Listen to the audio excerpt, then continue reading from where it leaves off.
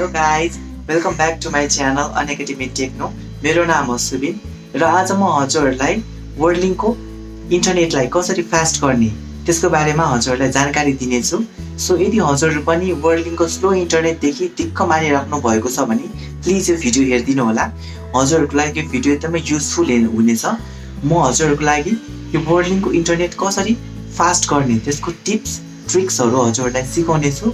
So आफ्नै मोबाइलको screen रेकर्डरबाट हजुरहरूलाई सबै सिम्पल तरिकाले स्टेप बाई स्टेप तरिकाले सिकाउनेछु। सो प्लिज यो भिडियोलाई अन्तिमसम्म हेरिदिनु होला है त। सो हामी यो मोबाइलको स्क्रिन रेकर्डरमा आइसकेका छौँ। अब सुरुमा तपाईँले चाहिँ आफ्नो वर्डलिङको वाइफाईलाई फास्ट गर्नुभन्दा अगाडि तपाईँले यसमा एउटा एप डाउनलोड गर्नुपर्ने हुन्छ प्ले स्टोरमा गएर। त्यो एपको नाम हो माई वर्डलिङ एप। यसमा चाहिँ तपाईँले सुरुमा यो प्ले स्टोरमा जानुहोला र यसमा तपाईँले चाहिँ माई वर्डलिङ एप डाउनलोड गर्नुपर्ने हुन्छ। हेर्नुहोस् त सुरुमा आइसकेको छ। यो माई वर्डलिङ एपमा तपाईँले क्लिक गर्नुहोला र तपाईँकोमा यस्तो इन्टरफेस खोल्छ। अब मेरोमा चाहिँ अलरेडी इन्स्टल भइसकेकोले त्यही भएर अपडेट भनेर देखाइरहेको छ। हजुरकोमा चाहिँ इन्स्टल भनेर आउँछ, त्यो एपलाई इन्स्टल गर्नुहोला र तपाईँहरूले चाहिँ त्यो एपलाई खोल्नुपर्ने हुन्छ। अब यस्तो इन्टरफेस खोल्छ तपाईँको यो एप। तपाईँको इन्स्टल भइसकेपछि यस्तो इन्टरफेस आउँछ। हेर्नुहोस् त माई वर्डलिङ भनेर। यसमा तपाईँले सिम्पली क्लिक गर्नुहोला र तपाईँको लगइन भनेर आउँछ। तपाईँको अब सिधै यस्तो इन्टरफेस आउँदैन, तपाईँको सुरुमा लगइन भनेर आउँछ। लगइनमा चाहिँ तपाईँले चाहिँ आफ्नो नम्बर मोबाइल नम्बर हालेर तपाईँले लगइन गर्न सक्नुहुन्छ। तपाईँले मोबाइल नम्बर हाल्दाखेरि चाहिँ सुरुमा तपाईँले जब वर्डलिङको फर्म भर्नुहुन्छ नि इन्टरनेट लिँदाखेरि, त्यसमा तपाईँले जुन मोबाइल नम्बर हाल्नुभएको हो त्यही मोबाइल नम्बर हालेर गर्नुभयो भने मात्र हुन्छ। तपाईँले अर्को मोबाइल नम्बर युज गर्न मिल्दैन। र तपाईँले त्यो मोबाइल नम्बर जुन तपाईँले फर्ममा भरेको मोबाइल नम्बर हाल्नुभयो भने तपाईँलाई पिनकोड आउँछ र त्यो पिनकोड हालेर हजुरले चाहिँ लगइन हुनुपर्छ। र लगइन हुँदाखेरि चाहिँ हजुरको यस्तो इन्टरफेस खोल्छ। हजुरको यो सबै यो एकाउन्टमा भएको सबै इन्फर्मेसनहरू हजुरले यो एपबाट कन्ट्रोल गर्न सक्नुहुन्छ। अब आउँछ इन्टरनेटलाई कसरी फास्ट गर्ने। अब तपाईँको सुरुमा तपाईँले इन्टरनेटलाई फास्ट गर्नको लागि तपाईँले चाहिँ यसमा यो आफ्नो वाइफाईलाई हाइड गर्नुपर्ने हुन्छ, किनकि हाइड गर्नु एकदमै जरुरी छ अहिलेको जमानामा, किनकि ह्याकरहरू धेरै बढिसकेको छ। अब जब तपाईँहरूले जस्तै यो वाइफाईलाई अन गर्नुहुन्छ, हेर्नुहोस् त। अब जस्तै तपाईँले यो वाइफाई अन गर्नुभएको छ। अब जस्तै तपाईँले यो वाइफाई अन गर्नुहुन्छ, यसमा तपाईँको धेरै नामहरू देखाउँछ। यो हाम्रो यो साई निवास छ, यो मैले हाइड गरेको छु। यो तपाईँको यो साई निवास जुन छ यसमा तपाईँले यो यतिकै यो आउँदैन। यो हामीले जुन यो आर्या, यो तपाईँको सिडब्लु नेट, यो प्रदीप साई यस्तो आइरहेको छ नि, यो यिनीहरू कुनै पनि हाइड छैन वाइफाई। यो हाइड नभएर यो यिनीहरूमा अब तपाईँहरूले क्लिक गर्नुभयो भने सब पासवर्ड माग्छ र यो सिम्पली ह्याकरहरूले ह्याक गरिदिन्छ। यस्तो तपाईँको पासवर्ड यो जुन छ नि यो पासवर्डलाई ह्याक गरिदिन्छ, जसको कारणले हजुरको इन्टरनेट एकदमै स्लो हुन जान्छ। हजुरहरूलाई थाहा पनि हुँदैन कसले तपाईँको वाइफाई ह्याक गरेर चलाइरहेको छ भनेर। त्यही कारणले हजुरको वाइफाई स्लो हुने हो। त्यही भएर तपाईँले चाहिँ यो वाइफाई हजुरको घरको वाइफाईलाई चाहिँ हाइड गर्नुहोला, ताकि यो यस्तो अगाडि चाहिँ तपाईँको नाम नआओस्। तपाईँको अब वाइफाई चलाउनको लागि तपाईँको यो पुरै साई निवास भनेर लेख्नुपर्छ। जस्तै तपाईँले चाहिँ यो एड नेटवर्क देख्नुभयो भने जब तपाईँले आफ्नो वाइफाईलाई हाइड गर्नुहुन्छ नि, हाइड गर्दाखेरि तपाईँको यता यो एड नेटवर्क भनेर तपाईँले एड नेटवर्कमा गएर तपाईँले आफ्नो एसएसआइडी आफ्नो अब जस्तै मेरो एसएसआइडी साई निवास _W लिङ्क गरेर तपाईँले चाहिँ यता सेक्युरिटीमा तपाईँले चाहिँ यो WPA2 पर्सनलमा हालेर तपाईँले पासवर्ड हाल्यो भने मात्रै, अनि अर्को तपाईँको यो हिडन नेटवर्कमा तपाईँले यस गर्नुभयो र पासवर्ड हाल्नुभयो भने मात्रै तपाईँको कनेक्ट हुन्छ। तपाईँको यतिकै कनेक्ट गर्न मिल्दैन। त्यही भएर तपाईँले यो अप्सन गर्नुभयो भने तपाईँको धेरै फाइदा हुन्छ। तपाईँको ह्याक हुँदैन। अब जस्तै तपाईँले यो यसमा जानु। अब यो कसरी गर्ने म हजुरलाई सिकाउने छु। अब हजुरले सिम्पली यो 3टा डट भएकोमा जानु होला, मोरको अप्सनमा। यसमा तपाईँको होम नेटवर्क छ, सुरुको अप्सनमा जानु होला र यसमा तपाईँको मेन राउटरमा क्लिक गर्नुपर्ने हुन्छ। मेन राउटरमा क्लिक गर्ने बित्तिकै तपाईँको यसमा हेर्नुहोस् त यो अप्सन छ हाइड योर वाइफाई भन्ने अप्सन छ। यो मैले टिक लगाएको छु। हेर्नुहोस् त हरियो बटन छ नि, मैले टिक लगाएको छु, त्यही भएर हरियो बोलेको छ। र तपाईहरुले पनि त्यो टिक लगाउँदाखेरि तपाईको वाइफाई पनि हाइड हुन्छ। त्यही भएर यो बटनलाई चाहिँ सधैँ हाइडमा राख्नु होला, अन गरेर राख्नु होला। तपाईको वाइफाई को अनि अगाडि जसले पनि तपाईको वाइफाई अन गर्छ, जसले पनि मोबाइलमा अन गर्दा तपाईको नाम देखाउँदैन। त्यो अब तपाईको वाइफाईमा कनेक्ट गर्नको लागि चाहिँ उसले चाहिँ एड नेटवर्कमा गएर तपाईको एसएसआइडी हालेर पासवर्ड हालेर त्यो हिडन नेटवर्कलाई यस गरेर मात्रै कनेक्ट गर्न मिल्छ। सो यस्तो गर्नुभयो भने तपाईको चान्सेस एकदमै लो हुन्छ ह्याक हुने, बुझ्नुभयो। र तपाईले यस्तो अब वाइफाईको नेम लेख्नुस् र पासवर्ड पनि एकदमै स्ट्रङ हाल्ने गर्नुस्। तपाईहरुले जब यो पासवर्ड लेख्नुहुन्छ नि, अब जस्तै आफ्नै नामबाट लेखिदिन्छ कसैले पासवर्डहरु हैन, आफ्नै नामको पासवर्ड, त्यस्तो पासवर्डहरु एकदमै छिटै ह्याक हुने चान्सेस हुन्छ। त्यही भएर तपाईहरुले पासवर्ड पनि एकदमै स्ट्रङ खाले पासवर्ड हाल्नुस्। जस्तै मैले हालेको छु यो 3y7r2mt ब्ला ब्ला ब्ला, म पुरा भन्दिन किनकि हिडन छ। सो यस्तै पासवर्ड तपाईले हाल्न सक्नुहुन्छ। र अथवा तपाईले अब स्ट्रङ पासवर्ड तपाईले जेनेरेट गर्न सक्नुहुन्छ। यसमा तपाईको यो जेनेरेट स्ट्रङ पासवर्डमा तपाईले यो क्लिक गर्नुभयो भने तपाईको यो जेनेरेट हुन्छ। यो पासवर्डहरु हेर्नु त यस्तो जेनेरेट हुन थाल्छ। सो एकदमै स्ट्रङ पासवर्ड हाल्ने गर्नुस् जसको कारणले हजुरको वाइफाईलाई छिटै ह्याक गर्न नसकोस् ह्याकरहरुले।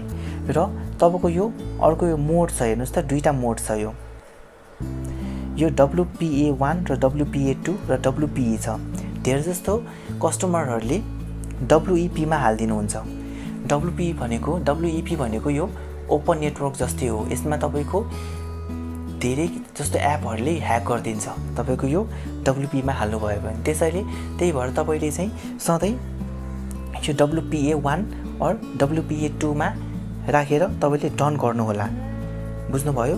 यसमा तपाईहरुले के गर्नु पर्यो, एउटा वाइफाईलाई हाइड गर्नु पर्यो र तपाईको पासवर्ड एकदमै स्ट्रङ खाले हाल्नु पर्यो। र तपाईको यो मोड, यो दुईटा मोड छ। यो फर्स्टको मोडमा तपाईले WPA1 र WPA2 मा तपाईले सिलेक्ट गरेर डन गर्नु पर्यो। त्यसपछि हजुरको ह्याक हुने चान्सेस कम हुन्छ र वाइफाई तपाईको फास्ट हुन्छ।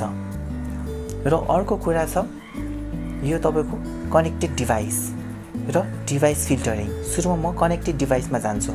अब हजुरहरूले वाइफाई त अन छोड्दिनुहुन्छ र त्यता तपाईकोमा अब को कनेक्ट छ त्यो तपाईहरुले बेला बेलामा हेरिराख्नु पर्ने हुन्छ। किनकि अब तपाईकै घर परिवार अथवा छरछिमेकीहरुले नै तपाईको अब हाइड भए पनि तपाईको जुन यो साई निवास र तपाईको पासवर्ड स्क्रिनशट लिएको हुन्छ नि, स्क्रिनशटबाट तपाईहरुको अब पासवर्डलाई चाहिँ अब WhatsApp फेसबुकबाट शेयर गरिदिएको हुन्छ तपाईहरुकै घर नजिक वरपर। जसको कारणले सबैजना कनेक्ट हुन आउँछ र तपाईको वाइफाई स्लो हुन जान्छ। त्यही भएको कारणले तपाईले चाहिँ अब यो कनेक्टेड डिभाइस तपाईले हरेक दिन एकचोटी चाहिँ तपाईले कनेक्टेड डिभाइसमा यसरी क्लिक गरेर हेर्नुस्। अब मेरो वाइफाईमा को कनेक्टेड छ त तपाईले अब यो हेर्नु भयो भने तपाईलाई एकदमै फाइदाजनक हुन्छ। यो हेर्नु भयो भने तपाईहरुले चाहिँ अब यिनीहरुलाई ब्लक गर्न मिल्छ। अब जस्तै OnePlus, Redmi 7, यो Realme, यिनीहरु कनेक्टेड छ। यो 4-5 कनेक्टेड छ। अब यिनीहरुलाई हजुरले अब तपाईको अननोन छ भने चाहिँ अब तपाईको यो सिम्पली तीनटा डटमा तपाईले क्लिक गर्नु होला र यसो यो टिक छ, यो टिक भन्ने बटनमा जानु होला र यसमा तपाईले चाहिँ ब्ल्याक लिस्टमा हाल्न सक्नुहुन्छ। ब्ल्याक लिस्टमा तपाईले अब सिम्पली अब जस्तै यो Redmi Note 7 लाई तपाईले ब्ल्याक लिस्टमा हाल्नको लागि सिम्पली तपाईले चाहिँ यो यसरी क्लिक गर्नु होला। Do you want to add this service to device filtering, यो डिभाइस फिल्टरिङमा जान्छ। तपाईले ओके गर्नु होला र व्हाइट लिस्ट र ब्ल्याक लिस्ट देखाउँछ। र जुन तपाईले चिन्नुहुन्न नेटवर्क अब जो मोबाइलहरु कनेक्टेड हुन्छ तिनीहरुलाई तपाईले सिधै ब्ल्याक लिस्टमा हाल्दिनु र उनीहरुकोमा अब चल्न छोड्छ वाइफाई। तपाईको वाइफाईको डाटा पनि बस्नेछ र स्पिड पनि तपाईको हाई हुनेछ। यसैगरी तपाईले चाहिँ अननोन डिभाइसहरुलाई चाहिँ यसरी ब्ल्याक लिस्टमा हाल्न सक्नुहुन्छ। जस्तै यो Redmi लाई पनि तपाईले यसरी सिलेक्ट गरेर हाल्न सक्नुहुन्छ। यसरी ओके गरेर तपाईले ब्ल्याक लिस्टमा तपाईले क्लिक गर्नुभयो भने तपाईको अब यो मोबाइलबाट तपाईको घरको वाइफाई चल्दैन, तपाईको घरको वाइफाई चलाउन पाउँदैन यो मोबाइलबाट, त्यस्तो हुन्छ। र अर्को कुरा छ भने अर्को चाहिँ के कुरा छ भनेपछि हजुरहरुलाई चाहिँ यसमा बक्नुस् है। अर्को छ यो फेयर युजेज पोलिसी। हेर्नुहोस् त यो एफयुपी काउन्ट। धेरै जस्तो कस्टमरहरूले अर पर्सनहरूले यो एफयुपी भनेको थाहा हुँदैन। यो भनेको फेयर युजेज पोलिसी हो। यसमा तपाईँहरूले चाहिँ इन्टरनेट युजेज जति धेरै हाई गर्नुहुन्छ त्यो अनुसार तपाईँको हरियो, रातो र पहेँलो तीनटा फ्ल्याग हुन्छ। तीनटा फ्ल्याग हुन्छ हजुरको। यसमा चाहिँ तपाईँको हरियो भयो भने तपाईँको चाहिँ इन्टरनेटको स्पिड कम हुँदैन, एकदम फास्ट नै हुन्छ। र जब तपाईँको रातो हुन्छ र कालो पनि हुन्छ, त्यो रातो र तपाईँले कालो चाहिँ गर्नु भएन। अब जस्तै तपाईँको यो स्पिड, अब यो म तपाईँलाई बुझाउँछु। यसमा चाहिँ तपाईँहरूले जस्तै इन्टरनेट चलाउनुहुन्छ, अब सोच्नुहुन्छ कि तपाईँले यो मैले जुन यो 20 MBPS को इन्टरनेट लिएको छु यो चाहिँ अनलिमिटेड भनेर सोच्नुहुन्छ र तपाईँले डाउनलोडिङ धेरै गर्नुहुन्छ। अब डाउनलोडिङ त गर्नुहुन्छ, अब यसमा लिमिट दिएको हुन्छ। अब मेरो यसमा हरेक दिन 20 MBPS को एक दिनको 28 GB लिमिटेसन हुन्छ। तपाईँले हरेक दिन 28 GB चलाउनु भयो भने तपाईँको यो हरियो फ्ल्यागमा जान्छ, हरियो फ्ल्याग हुन्छ। र तपाईँले हरेक दिन यदि 40 GB 80 GB 100 GB यसरी तपाईँले डाउनलोडिङ गर्नुहुन्छ भने हजुरलाई वर्ल्ड लिङ्कले ब्ल्याकलिस्टमा हालिदिन्छ।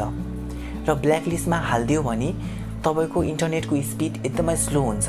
जस्तै तपाईँले 20 MBPS लिनुभएको छ भने तपाईँको इन्टरनेटको स्पिड 3 MBPS मा जान्छ, जुन तपाईँहरूको लागि एकदमै नराम्रो हुनेछ। त्यही भएको कारणले तपाईँले इन्टरनेट चलाउँदाखेरि चाहिँ यो वर्ल्ड लिङ्कमा तपाईँले फोन गर्नुहोस् र बुझ्नुहोस्। यदि तपाईँको 30 MBPS को इन्टरनेट छ भने सोध्नुहोस् कि मेरो एफयुपी लिमिट कति छ, मैले दिनमा कति जिबीसम्म युज गर्न सक्छु, त्यो भनेर सोध्नुहोस्। त्यसो भनेर सोध्नु भयो भने तपाईँले त्यसरी नै चलाउनु होला।